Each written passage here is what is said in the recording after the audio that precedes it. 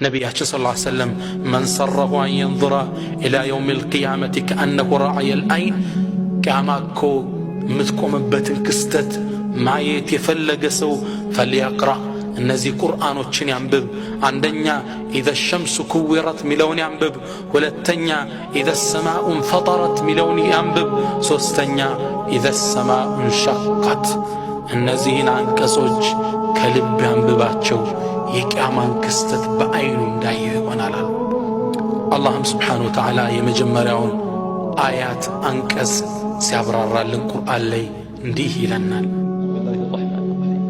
إذا الشمس كورت وإذا النجوم كدرت وإذا الجبال سيرت وإذا العشار عطلت وإذا الوحوش حشرت وإذا البحار سجرت وإذا النفوس زوجت وإذا الموءودة سئلت بأي ذنب قتلت وإذا الصحف نشرت وإذا السماء كشطت وإذا الجحيم سعرت وإذا الجنة أزلفت علمت نفس ما أحضرت إذا الشمس كورت ፀሐይም በተጠቀለለችና ብርሃኗን ባጣሽ ጊዜ ወኢዘ النجوم انكدرت ከዋክብትም በረገፉ ጊዜ ከዋክብት ከፀሐይ የሚበልጡ ከዋክብቶች ሁሉ አሉ፣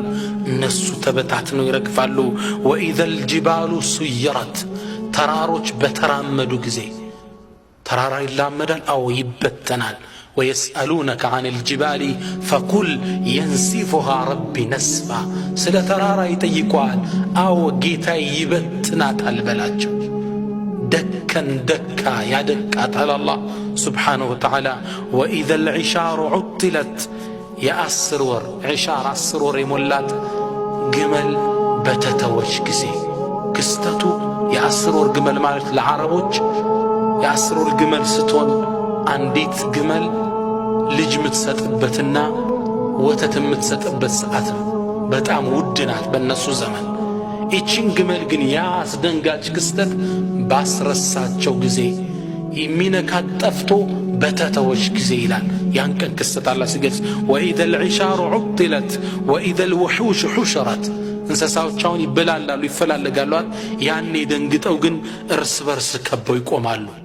አንበሳው ከከብቱ ጋር ነብሩ ከጅቡ ጋር አንድ ላይ በሚሰበሰቡበት ጊዜ وإذا البحار سجرت ባህሮች በተቃጠሉ ጊዜ وإذا النفوس زوجت ነፍሶችም ከአካላቸው ጋር በተጣመሩ ጊዜ وإذا الموءودة سئلت بأي ذنب قتلت موءودة وأد البنات بعربوች ዘመን ሴት ልጅ ከነ ህይወት የመቅበር መጥፎ ባህል ነበራቸው። እስልምና መጥቶ ነው ይሄን መጥፎ ባህል ገፎ ለሴት ልጅ እናትነት ማዕረግ የሰጣት። የአንድ ሰው ጀነቱ የት ናት? እናቱ እግር ነው የሚልን ክብር ለሴት ልጅ የሰጣት። ሕፃናቶች እንደተወለዱ ሴት ከሆኑ ይቀበሩ ነበር። ሁለት አይነት አቀባበር አላቸው ይላሉ። አንደኛ አንዲት እናት ስትወልድ ልጁ ይታያል እንደወጣ። ሴት ከሆነ ወስደው ጉድጓድ ቆፍረው ይከቱታል፣ ወንድ ከሆነ ያሳድጉታል። ሁለተኛ ልታመጥ ስትል ጉድጓድ ይቆፈርና ጉድጓድ ጥግ እንድታመጥ ይደረጋል። ያ አላህ እንደተወለደ ሕፃኑ ወንድ ከሆነ ይዘውት ይመለሳሉ፣ ሴት ከሆነ ዛው ጉድጓድ ውስጥ ጨምረውት አፈር ያለብሱት ነበር። አላህ ይህን ዘግናኝ ክስተት የውመል ቂያማ እንደሚጠይቅ ወኢዘ ልመውኡደቱ ሱኢለት ይቺ ሕፃን ልጅ ቀስቅሰን በጠየቅናት ጊዜ ቢአይ ዘንብን ቁትለት ምን አጥፍተሽ ነው የተቀበርሽው? አስደንጋጭ ክስተት ነው። ሰሓቦች ከመስለማቸው በፊት ልጆቻቸውን ይቀብሩ ነበር። ይህ መስአላ ይጠየቃሉ የሚባል ሲመጣ በጣም ነበር ያስደነገጣቸው። ሁሉም ሰው ላጠፋው ወንጀል ምንዳ ይሰጣል። ወኢዘ الصحف نشرت መዛግብት ይገለጣሉ፣ አሁን እየተጻፈ ያለ። ወኢዘ السماء كشطت ሰማይ ትገሸለጣለች።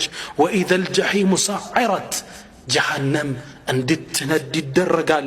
ወኢዘ الجنة أزلفت ጀነት እንድትቀረብ ይደረጋል። ዓሊመት ነፍሱን ማ አሕضረት ነፍስ ያኔ ያስቀደመችውን ነገር ታቃለች ይላል አላህ ሱብሓነሁ ወተዓላ። ሰማይ ሚገሸለጥበት፣ ተራሮች ሚፈርሱበት፣ ፀሐይ የምትጠቀለልበት፣ ከዋክብት ሚረግፉበት አስደንጋጭ ክስተት የውመል ቂያማ እየመጣ ነው። ሁለተኛውን ሱራ ኢዘ ሰማኡ እንፈጠረት፣ ሰማይ በተሰነጠቀች ጊዜ፣ ወኢዘል ከዋኪቡ እንተፈረት፣ ከዋክብቶች በረገፉ ጊዜ፣ ወኢዘል ቢሓሩ ፉጅረት፣ ወንዞች ባህሮች በተደበላለቁ በነደዱ ጊዜ፣ ወኢዘል ቁቡር ቡዕثረት፣ መቃብሮች ሰዎች አፈራቸውን አራግፈው በወጡ መቃብሮች በተገለባበጡ ጊዜ፣ ዓሊመት ነፍሱን ማ ቀደመት ወአኸረት፣ ነፍስ ያኔ ያስቀደመችውን ያዘገየችውን ታቃለች ይላል አላህ። የቂያም ቀን መከሰቻ። የቁሉ ተዓላ በሌላም ሱራ ላይ አላህ ምን አለን? ረሱል በጠቀሱ ሶስተኛው ምዕራፍ ላይ ኢዘ ሰማኡ እንሸቀት፣ ሰማይ በተሰነጠቀች ጊዜ፣ ወአዚነት ለጌታዋ ትእዛዝ ባደረች ጊዜ፣ ወአዚነት ሊረቢሃ ወሑቀት ደግሞም ለሱ ፍቃድ ማደር ይገባታል ይላል። ትሰነጠቃለች። ወኢዘል አርዱ ሙደት መሬት በተለጠጠች ጊዜ፣ ወአልቀት ማ ፊሃ ወተኸለት ከውስጡ ያለውን ነገር አውጥታ በጣለች ጊዜ፣ ወተኸለት ባዶ በሆነች ጊዜ፣ ወአዚነት ሊረቢሃ ወሑቀት ለጌታዋ ታዛዥ በሆነች መታዘዝም ይገባታል እንጂ በሆነ ጊዜ የሰው ልጅ አስደንጋጭ ክስተት ይገጥመዋል ይለናል አላህ ስብሓነሁ ወተዓላ። የውመል ቂያማ የቂያማ አቋቋም ይሄ በስርዓት የታነጸ ፍጥረተ ዓለም አላህ እንዳልነበረ ያደርገዋል። ከዋክብቱን ላይ ይረግፋሉ። ሁሉንም ያናወጥ ፍጡራን እንዳለ ያልቃል።